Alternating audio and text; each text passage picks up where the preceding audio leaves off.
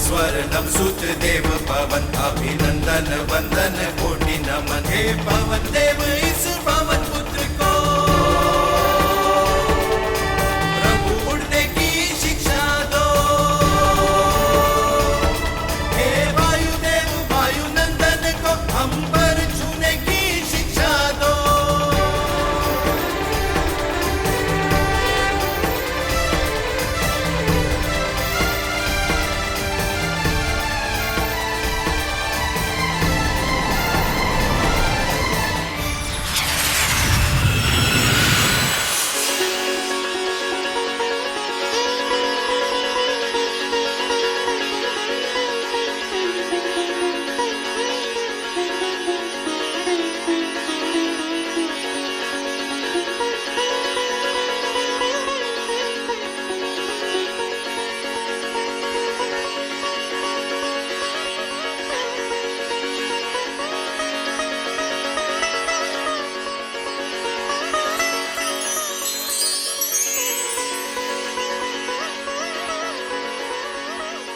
महाराज केसरी,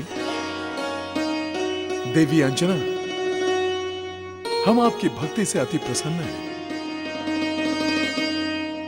आप जिस संकट से दुखी हैं, हम जानते हैं उसका हल। आप चिंता ना करें, उसका निदान हम स्वयं करेंगे। मैं पवन देव स्वयं अपने पुत्र मारुति को उड़ना सिखाऊंगा।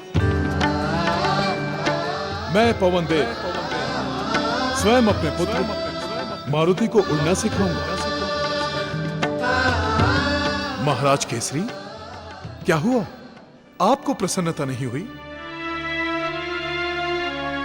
हे पवन देव, आपके आशीर्वाद से ही हमें मारुति की प्राप्ति हुई है। आज मैं कुछ चिंतित हूं। किंतु अब कैसे चिंता केसरी जी?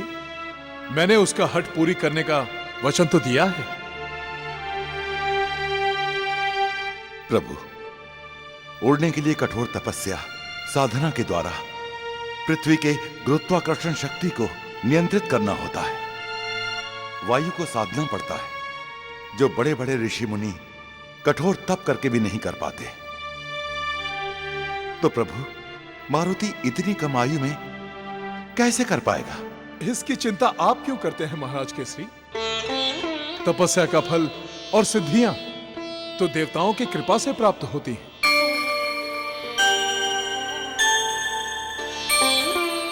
मारुति को मैंने अपना पुत्र माना है, उस पर भगवान शिव की विशेष कृपा है। अतः आप निश्चिंत रहिए।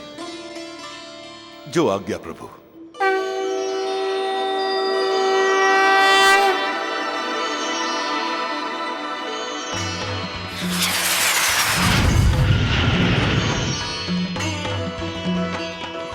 केसरी, अब हमें मारुति के हाथों कुल देवता पवन के गुरु पूजा के यज्ञ की तैयारी करनी चाहिए, ताकि पवन देव अपने मारुति की विधिवत शिक्षा आरंभ कर सके।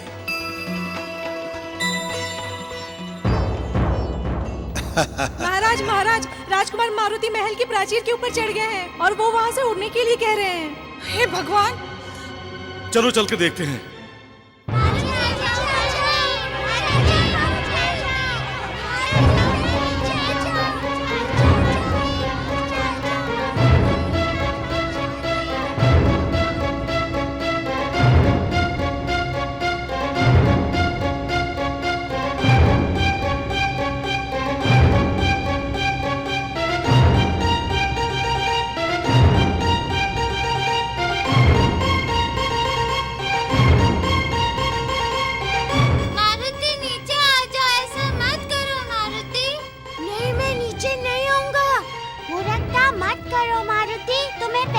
चोट लग चुकी है।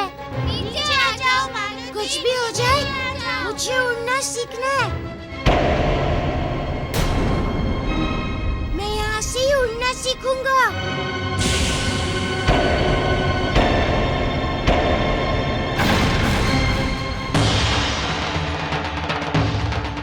महाराज, वो देखिए।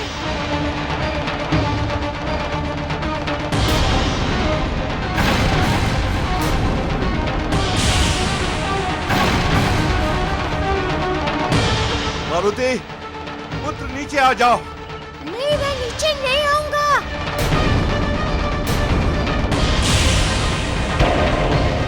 मुझे उड़ना सीखना है।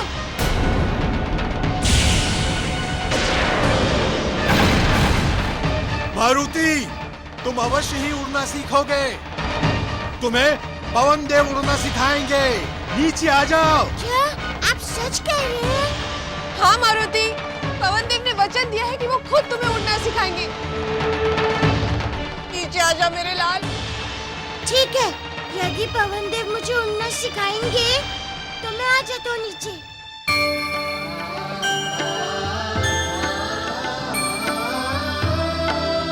मैं उड़ना सीख गया तो फिर इस ब्रह्मांड में कभी भी कहीं भी जा सकूंगा।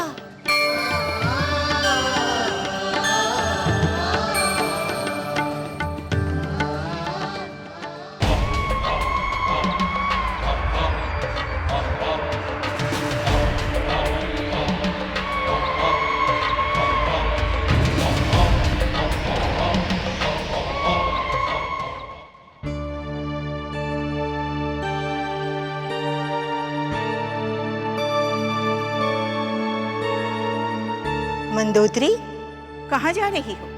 हम विदर्भ पर्वत जा रहे हैं। विदर्भ पर्वत किष्किंधा से भी कोसों दूर उत्तर पूर्व, दानवों का महाशिल्पी मैं की नगरी, तुम्हारे माता पिता का घर। किंतु तुम्हें आज अपने माता पिता की याद कैसे आ गई? माता पिता की याद तो सभी को आती है ना राजमाता। मंदोदरी, तुम्हारे परिवार से हमारे सारे संबंध उसी दिन समाप्त हो चुके थे जिस दिन रावण तुम्हें अपनी शक्ति के बल लंका ले आया था और तुम्हारे पिता ने सारे संबंध तोड़ दिए थे। तो आज किस संबंध को जोड़ने जा रही हो तुम? माता पिता के साथ बच्चों के संबंध कभी समाप्त नहीं होते राजमाता। हाँ, उन्हें क्रोध आता है, किंतु कुछ पलों के लिए, जो आंसुओं के साथ बहकर निकल जाता है।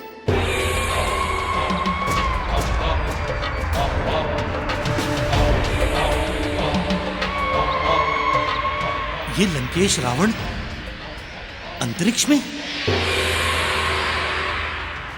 देवराज,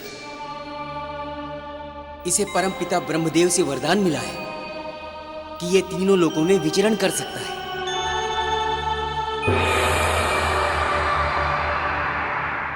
लेकिन ये जा कर रहा है?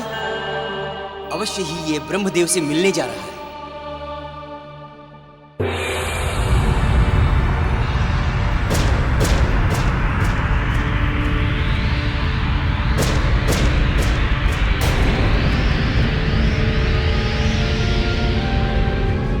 स्वामी, रावण को ब्रह्मलोक जाने से रोकना चाहिए, नहीं तो वो ब्रह्मा जी से मारुति के बारे में अवश्य पूछेगा। देवी, हम उसे पूछने से कैसे रोक सकते हैं? स्वामी, रावण ने यदि मारुति के बारे में पूछा कि वो कौन है, तब उसे पता चल जाएगा कि मारुति में आप ही का अंश है। यदि रावण ब्रह्मदेव से प्रश्न करेगा तो उसे उत्तर अवश्य मिलेगा, किंतु ये रावण पर निर्भर करता है कि वो क्या प्रश्न करेगा।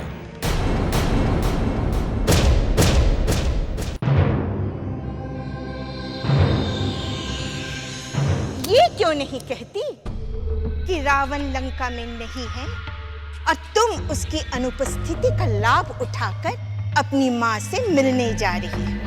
यदि लंका में रावण उपस्थित होता तो तुम्हें इस बात के लिए कदापि आज्ञा नहीं देता। तुम रावण को नीचा दिखाना चाहती हो। ये आप क्या कह रही हैं राजमाता?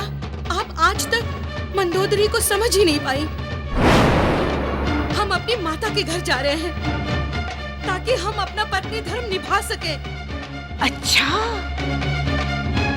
तो अपना पत्नी धर्म निभाने के लिए तुम्हें कोसों दूर विदर्भ पर्वत जाना पड़ेगा।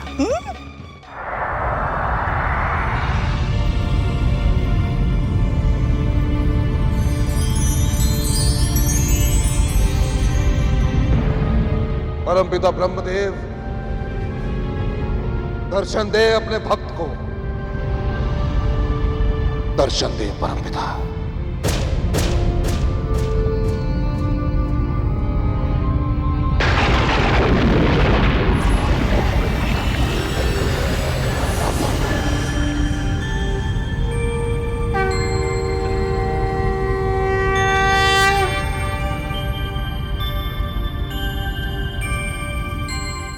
कल्याणमस्तु। रावण, तुम यहां? ऐसी कौन सी विपदा आन पड़ी कि तुम्हें यहां आना पड़ा? परमपिता, आपके आशीर्वाद के कारण हमें अनेकों शक्तियां मिली। आज समस्त जगत में ऐसा कोई नहीं जो हमारे समक्ष टिक सके, केवल आपके आशीर्वाद के कारण पर।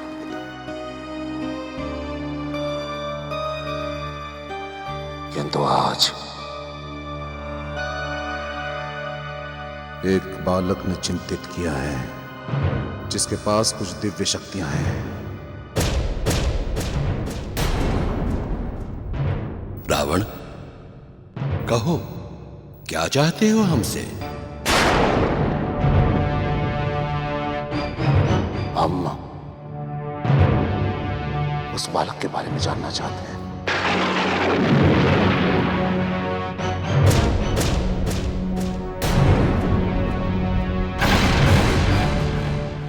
क्या जानना चाहते हो? हम केसरी के पुत्र मारुति के भाग्य के बारे में जानना चाहते हैं। हम केसरी के पुत्र मारुति के भाग्य के बारे में जानना चाहते हैं। बताइए हमें, क्या लिखा है उसके भाग्य में? बताइए परमपिता। देखा देवी, हमने आपसे कहा था ना कि रावण के प्रश्न पर ही उसका उत्तर निर्भर करता है। रावण ने तो ब्रह्मदेव से मारुति का भाग्य पूछा है, मारुति कौन है ये नहीं पूछा। रावण, इस संसार में कोई भी किसी का भाग्य नहीं जान सकता। कोई भी किसी का भाग्य नहीं जान सकता। परंतु आप तो स्वयं भाग्य विधाता हैं। आपको सबके भाग्य के बारे में पता है परमपिता। बता दीजिए हमें। हाथ जोड़कर विनती कर रहे हैं आपके सामने। क्या लिखा है उस बालक के भाग्य में? रावण, हम सृष्टि चक्र के नियमों से बंधे हैं, अतः हम तुम्हारे इस प्रश्न का उत्तर नहीं दे सकते। हम तुम्हारे इस प्रश्न का उत्तर नहीं दे सकते। वैसे भी हमने जो भी लिखा था वो अब भूतकाल हो गया है, जो अब काल के अधिकार में है। काल के अधिकार में? हमको समझे नहीं परमपिता। रावण, तुम्हारे इस प्रश्न का उत्तर केवल काल पुरुष ही दे सकते हैं, किंतु आज तक काल पर किसी ने विजय प्राप्त नहीं की।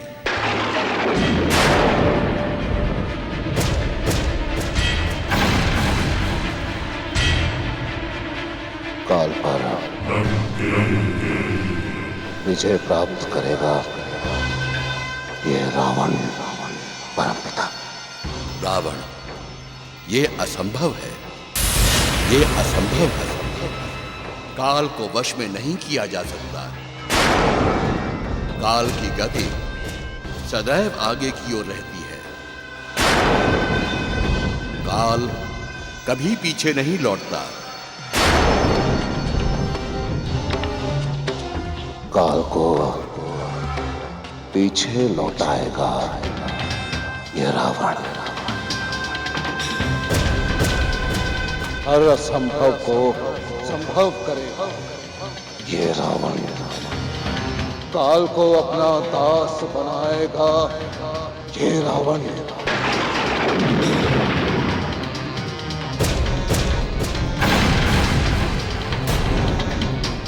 अरदास बनाकर इसी प्रश्न का उत्तर पूछेगा।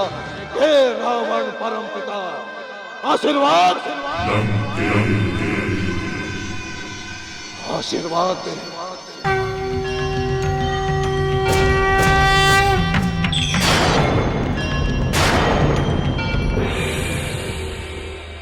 अपने सुहाग की रक्षा के लिए स्त्री कहीं भी जा सकती है।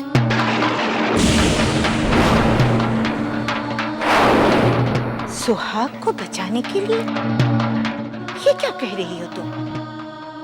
महाराज संकटों से घिरते जा रहे हैं। उनकी सुरक्षा के लिए हमें कुछ विशेष करना है, इसीलिए हम वहां जा रहे हैं।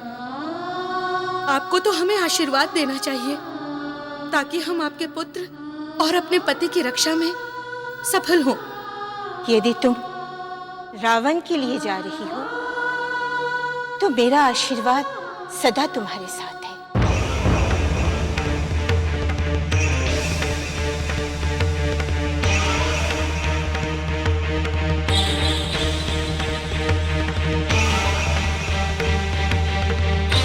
हो सकता है तुम्हारा पत्नी धर्म, तुम्हारा सतीत्व बल मेरे पुत्र की रक्षा करे।